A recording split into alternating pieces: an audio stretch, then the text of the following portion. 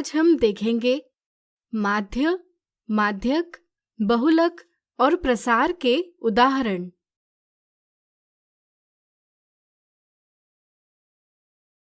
नीचे पाठ्य पुस्तकों के मूल्य दर्शाए गए हैं।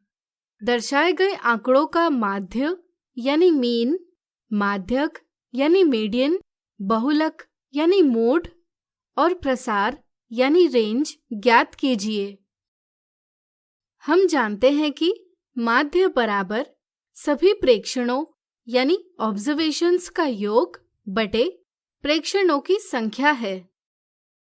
इसलिए दर्शाए गए आंकड़ों का माध्य 53 है।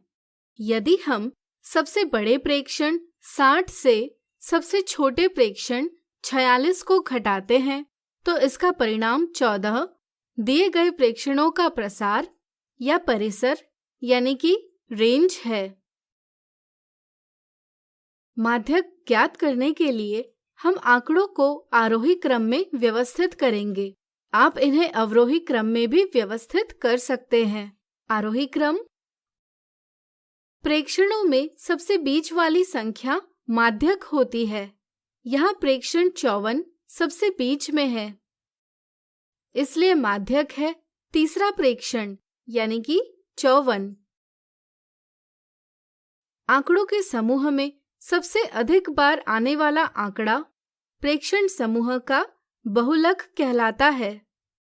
दर्शाए आंकड़ों के समूह में प्रत्येक प्रेक्षण सबसे अधिक एक बार आया है, इसलिए हम कह सकते हैं कि यह सभी प्रेक्षण बहुलक है। इस तरह से आंकड़ों के समूह में एक से अधिक बहुलक हो सकते हैं। क्या इसी तरह माध्य और माध्यक भी एक से अधिक हो सकते हैं? स्वयं ज्ञात कीजिए।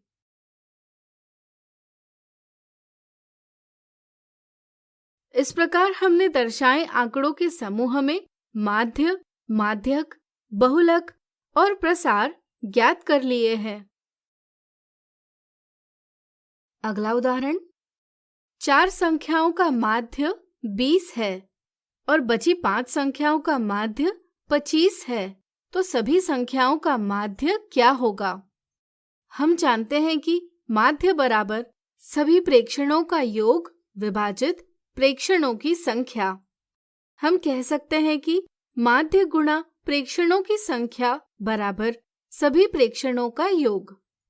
4 प्रेक्षणों का योग बराबर 20 गुणा 4 बराबर 80 और 5 प्रेक्षणों का योग बराबर 25 गुणा 5 बराबर 125।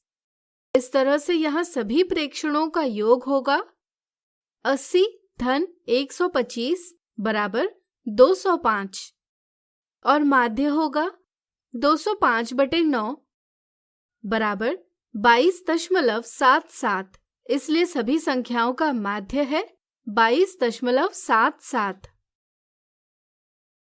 अगला उदाहरण, दर्शाए गए आंकड़ों के समूह का बहुलक ज्ञात कीजिए। यहाँ दर्शाए गए आंकड़ों के समूह में प्रेक्षणों की संख्या अधिक है, इसलिए बहुलक ज्ञात करने के लिए हम मिलान चिन्हों की सहायता लेंगे। इसके लिए हम एक सारणी बनाएंगे जिसमें पहले स्तंभ यानी कॉलम में हम आंकड़ों को रखेंगे, दूसरे स्तंभ में मिलान चिन्हों को और तीसरे स्तंभ में आंकड़ों की संख्या अंकित करेंगे। आंकड़ों को देखते हुए हम बाएं से दाएं जाएंगे और मिलान चिन्ह यानी टैली मार्क्स बनाते जाएंगे। वीडियो रोककर इस पर विचार करें। अब सारणी को देखकर हम आसानी से कह सकते हैं कि 7 और 4 दोनों आंकड़े सबसे अधिक 9 बार आए हैं, इसलिए हम कह सकते हैं कि 7 और 4 बहुलक है। आज हमने देखे माध्य, माध्यक, बहुलक और प्रसार के उदाहरण। अगले वीडियो में देखेंगे माध्य, माध्यक और प्रसार से जुड़ी कुछ मिथ्या धारणाएं और गलतियां।